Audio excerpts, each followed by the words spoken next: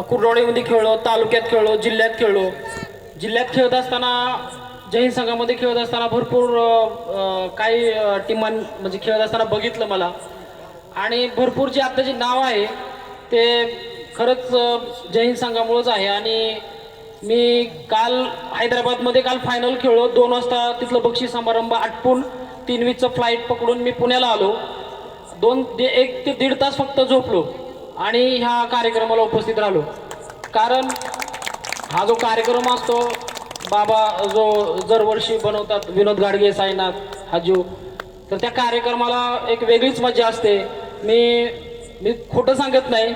आज एक टुर्नामेंट जरी असते ना आणि फायनल जरी असते, कोण जरी 20-25 हजार जरी दिले असते एका मॅचसाठी तरी मी आलो नसतो. मी मोठीपणा सांगत नाही, पण मला जय हिंदनं घडवलं त्याच्यामुळं मी आता आज इथं उपस्थित आहे. धन्यवाद.